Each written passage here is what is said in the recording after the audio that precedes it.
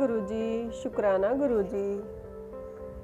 द्वितीय सती खंड का 25वां अध्याय, शिवजी का सती वियोग। ओम नमः शिवाय, शिवजी सदा सहाय।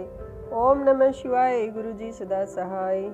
राम बोले, हे देवी, एक समय बहुत पहले शिवजी ने अपने लोक में विश्वकर्मा को बुलाकर उसमें एक मनोहर गौशाला बनवाई और उसमें एक मनोहर विस्तृत भवन और दिव्य सिंहासन तथा सबसे अद्भुत एक दिव्य श्रेष्ठ छतर भी बनवाया।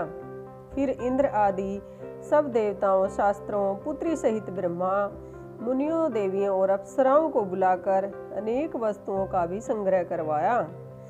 नागों की 16 कन्याओं ने मंगलाचार किया और संगीतज्ञों से वीणा, मृदंग आदि बाजे बजवाकर संगीत गान कराया। इस प्रकार का बड़ा उत्सव समारोह उत्सव हुआ। राज्याभिषेक की सारी सामग्रियां एकत्रित हुई और तीर्थों के जल से भरे 5 घड़े मंगवाए तथा अन्य दिव्य सामग्रियां भी अपने गणों से मंगवाया। फिर बड़े घोर शब्द वाला शंख बजाकर प्रसन्नता से वैकुंठवासी विष्णु को बुलाया। फिर एक उत्तम मुहूर्त देखकर भक्ति से पूर्ण शिवजी शंकर जी ने विष्णु जी को उस श्रेष्ठ सिंहासन पर बिठाकर बहुत से अलंकार पहनाए और कौतुक तथा मंगल करके उनके सिर पर मुकुट बांध उनका अभिषेक किया। उन्हें अपना अखंड ऐश्वर्य दिया। फिर उन स्वतंत्र भगवान शंकर ने उनकी बड़ी स्तुति की और जगत कर्ता ब्रह्मा से कहा, मेरी आज्ञा से अब सब देवताओं के साथ तुम भी इन्हें प्रणाम करो और वेद ने जैसे जैसे मेरा वर्णन किया है वैसे ही अब इनका वर्णन करो। ब्रह्मा से ऐसा कह भगवान शंकर ने भक्ति से प्रसन्न हो विष्णु जी को प्रणाम किया। उस समय ब्रह्म आदि सभी देवताओं और मुनियों ने भी विष्णु जी की वंदना की।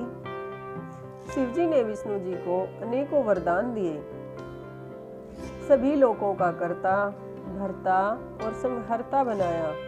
धर्म, अर्थ, कामना देने वाले और दुष्टों का पर शासन करता बनाया। अपनी तीनों शक्तियां प्रदान की। त्रिभुवन में स्वतंत्र और अनेकों लीला करने वाला कहा। अपनी सारी माया दी। अनेकों अवतार लेकर संसार का पालक बनाया। अपने लोक में गोलोक नामक स्थान दिया और कहा, विष्णु, पृथ्वी पर आपके जितने भी अवतार होंगे मेरे भगत आदर पूर्वक उनका दर्शन करेंगे। इस प्रकार विष्णु जी को अखंड ऐश्वर्य देकर अपने गणों सहित शंकर जी कैलाश पर चले गए। उसी समय से भगवान विष्णु ने गोप वेश धारण किया। गोपों, गोपियों और गौओं के स्वामी बने। इस समय शिवजी की आज्ञा से उन्होंने 4 अवतार धारण किए हैं। पहला मैं राम, अन्य 3 भरत, लक्ष्मण और शत्रुघ्न है। हे देवी, मैं पिता की आज्ञा से लक्ष्मण और सीता सहित वन में आया हूँ। देववश यहाँ आकर मैं दुखी हो गया। किसी राक्षस ने मेरी पत्नी सीता को चुरा लिया है। भाई के साथ मैं वियोगी बना उसे इस वन में ढूंढ रहा हूँ। हे माता, आपका दर्शन पाकर मेरा कल्याण हुआ। यदि आपकी कृपा रही तो सर्वथा मंगल ही होगा। आपकी कृपा से मैं उस राक्षस को मार सीता को प्राप्त करूंगा। आज बड़े भाग्य से आप दोनों का दर्शन हुआ, मुझे प्राप्त हुआ है। जिस पर दोनों की कृपा हो वह धन्य है। इस प्रकार बहुत कुछ कहकर सीता जी प्रणाम कर रामचंद्र जी के साथ वन में विचरने लगी।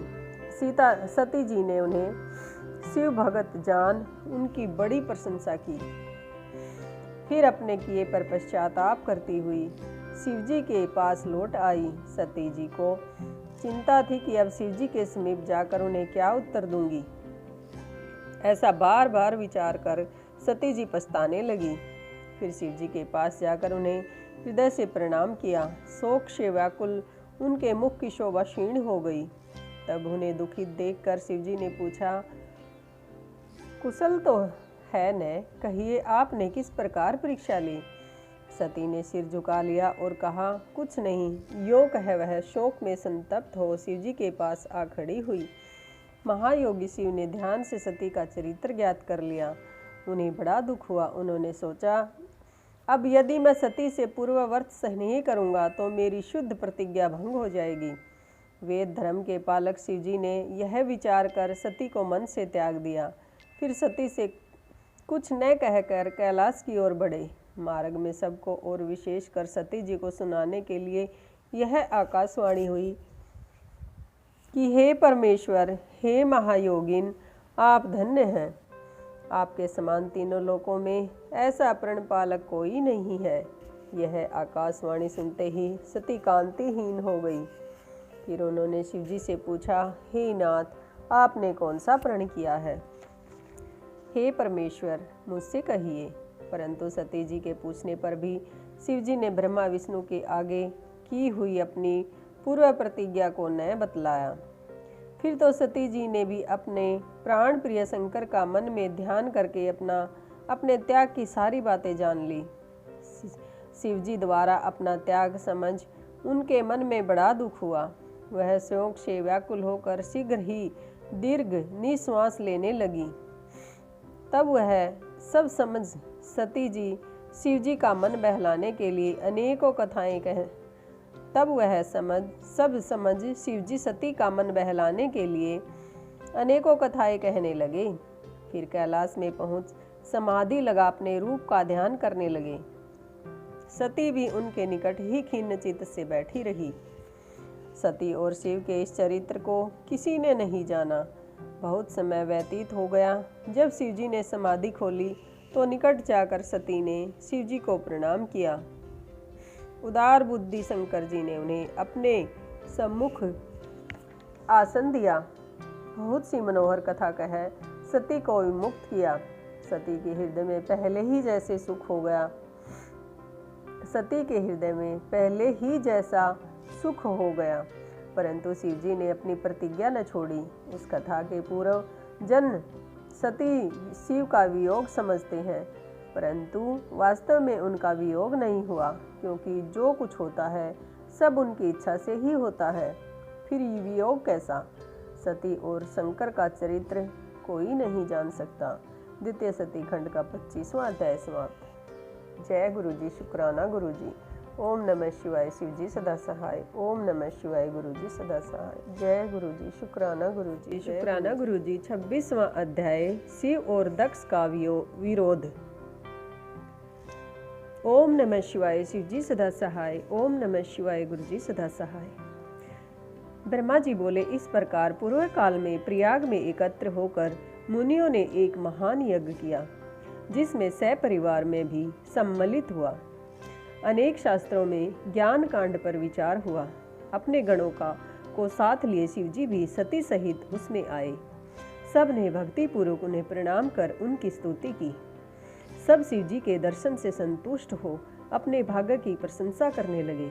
इसी समय प्रजापति के स्वामी दक्ष जी भी वहां आ पहुंचे और उन्होंने केवल मुझे ही प्रणाम किया तथा मेरी आज्ञा से वहां बैठ गए।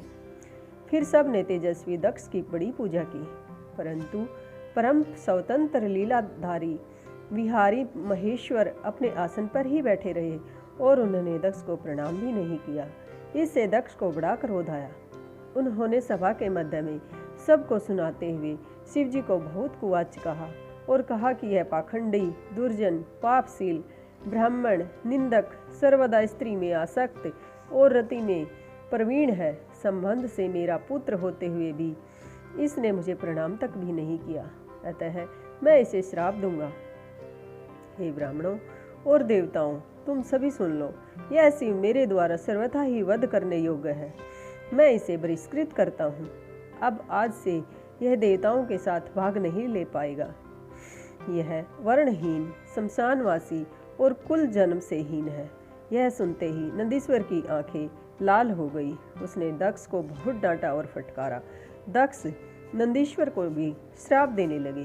शिवजी के समस्त गणों को भी उन्होंने शापित किया।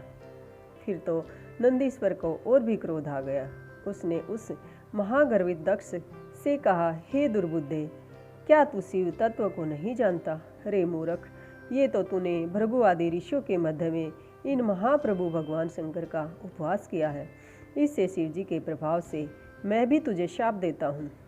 तुम सब ब्राह्मण वेद का वास्तविक अर्थ न समझकर केवल अर्थवाद पर ही विश्वास करोगे। जब क्रुद्ध नंदीश्वर ने इस प्रकार ब्राह्मणों को शाप दे दिया तब वहाँ बड़ा हाहाकार मच गया, और दक्ष ने तो पहले ही शंकर जी को शाप दे दिया था। तब भगवान शंकर नंदीश्वर को समझाते हुए बोले, हे महाप्राज्ञ, तुम्हें क्रोध नहीं करना चाहिए था। तुमने मेरे नाते व्यर्थ ही ब्राह्मण वंश को शाप दे दिया। मैं ब्राह्मण वेद को शाप नहीं देता। तुम यह यथार्थ में जान लो कि दक्ष का शाप मुझे नहीं लगेगा। अब तुम शांत हो जाओ। मैं ही यज्ञ कर्म और यज्ञों का अंग हूँ। सब मुझ में ही विद्यमान है। अब शांत हो, क्रोध आदि त्याग कर स्वस्थ हो जाओ। नंदीश्वर शांत हुए। शिव जी अपने सब गणों को साथ ले निज धाम को चले गए। दक्ष भी ब्राह्मणों को साथ ले अपने स्थान को चले गए। अब प्रजापति दक्ष शिव निंदक हो गया। हे तात नारद, यह मैंने शिव और दक्ष का विरोध कहा। अब जैसे दक्ष को शिव जी के द्वारा दंड मिला उसे आगे कहूँगा। ध्यान से सुनो। द्वितीय सती खंड का 26वां अध्याय समाप्त है। ओम नमः शिवाय। शिव जी सदा सहाय। ओम नमः शिवाय। जय गुरु जी। शुक्राना गुरु जी। द्वितीय सती खंड का 27वां अध्याय दक्ष यज्ञ। ओम नमः शिवाय। शिव जी सदा सहाय। ओम नमः शिवाय। गुरु जी सदा सहाय।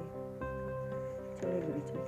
ब्रह्मा जी बोले, हे नारद, इसी बात को लेकर कनखल नामक तीर्थ में प्रजापति दक्ष ने एक बहुत बड़ा यज्ञ किया, जिसमें भृगु आदि तपस्वी को ऋत्विज बनाया गया।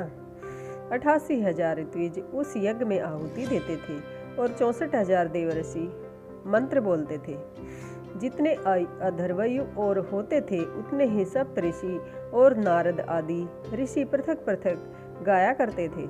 सभी गंधर्वों, विद्याधरों, सिद्धगणों, यक्षों, आदित्य समूहों और सभी नागों को दक्ष ने अपने इस महायज्ञ में वर्ण किया था। अगस्त, कश्यप, अत्रि, वामदेव, भृगु, दगीची, भगवान व्यास, भारद्वाज, गौतम, पैल, पराशर, गर्ग, भार्गव, ककोपसीत, सुमंत, त्रिक, कंक और वैस्पयान, ये सभी ऋषि मुनि मेरे पुत्र के यज्ञ में आए। मैं विषय परिवार और बैकुंठ से विष्णु जी भी अपने पार्षदों और परिवार सहित आए। इसी प्रकार शिव माया से मोहित हो अन्य सभी देवता यक्ष के यज्ञ में पधारे। दुरात्मा यक्ष ने सबका स्वागत किया। विश्वकर्मा द्वारा रचित बहुमूल्य भवन में उसने सबको निवास दिया। मांगलिक कर्तव्य के होने के बाद दक्ष ने सपत्नीक यज्ञ की दीक्षा दी, परंतु दुरात्मा दक्ष ने उस यज्ञ में शिव जी को नहीं बुलाया और यह कह दिया कि वे कपालधारी हैं। शिव जी ने छिद्र देखने वाले दक्ष ने अपनी प्रिय पुत्री सती को भी यह कहकर नहीं बुलाया कि वह कपाली की भार्या है। जब इस प्रकार यज्ञ आरंभ हुआ तब उसमें भगवान शंकर को न आया देखकर शिव भगत दगीची ने उस सब देवताओं और ऋषियों से पूछा, इस महायज्ञ में भगवान शिव क्यों नहीं आए हैं? उनके बिना यह यज्ञ अत्यंत शोभित नहीं होता, क्योंकि बड़े बड़े विद्वान भी जिसे सब मंगलों का आगार बतलाते हैं, वे ही पुराण पुरुष नीलकंठ परेश वर्षभध्वज यहाँ नहीं दिखाई देते हैं। हे दक्ष, जो अमंगलों के भी मंगल करता और 8 मंगलों के मूल है, उन्हें ब्रह्मा और विष्णु को भेजकर बुलाना चाहिए था। मैं सत्य कहता हूँ कि जब तक भगवान शंकर यहाँ नहीं आवेंगे तब तक तेरा यज्ञ अपूर्ण ही रहेगा। दगीची के ये वाक्य सुनकर मूढ़ बुद्धि दक्ष ने मुस्कुराकर कहा, देवताओं के मूल विष्णु जी तो आ ही गए हैं, फिर शिव की क्या मुझे आवश्यकता है? यह कहो कि मैंने शिव जी ब्रह्मा जी के कहने से ही उसे अपनी कन्या दी थी, नहीं तो उस अकुलीन माता पिता से रहित भूत प्रेतों के स्वामी अत्याभिमानी मूर्ख स्तंभ मानी और ईर्ष्या करने वाले को कौन पूछता? वह इस यज्ञ कर्म के कदापि योग्य नहीं है, इसलिए मैंने उसे नहीं बुलाया है। तुम भी ऐसा कभी न कहना। मेरे इस यज्ञ को तो आप सब लोग ही मिलकर सफल बनावें। दक्ष के ऐसा कहने पर दगीची ने सब मुनियों को सुनाते हुए कहा, तुम चाहे जो कहो, पर भगवान शंकर के बिना तो मैं इस यज्ञ को अपूर्ण ही रहेगा। इससे तुम शाप भी प्राप्त होगे। ऐसा कहकर दगीची ऋषि उस यज्ञ में अकेले ही निकलकर अपने आश्रम को चले गए। और इस प्रकार वहाँ जितने भी शिव भगत थे वे सब दक्ष को शाप देते हुए अपने अपने आश्रम को प्रस्थानित हुए। दक्ष हंसने लगा। फिर उसने अन्य मुनियों से कहा, शिव भक्त दगीची गया, यह अच्छा हुआ। मैं यही चाहता था। मैं तो बहिष्कर्तों को अपने यज्ञ में चाहता ही नहीं। विष्णु आदि आप सभी लोग वेद के वक्ता हैं, मेरे यज्ञ को सफल बनावें। दक्ष की इस बात को सुनकर सब देवता और मुनीश्वर शिवजी की माया से मोहित हो गए। उन्होंने देवताओं की पूजा आरंभ कर दी। हे मुनीश्वर, यह तो दक्ष साप की कथा मैंने तुमको सुनाई। अब आगे यज्ञ ध्वंस का योग सुनाऊंगा, आदरपूर्वक सुनो। द्वितीय सती खंड का 27वां अध्याय समाप्त। जय गुरु जी, शुक्राना गुरु जी। ओम नमः शिवाय। शिवजी सदा सहाय। ओम नमः शिवाय। गुरु जी सदा सहाय। शिव महापुराण के अगले अध्याय के लिए चैनल को सब्सक्राइब करें।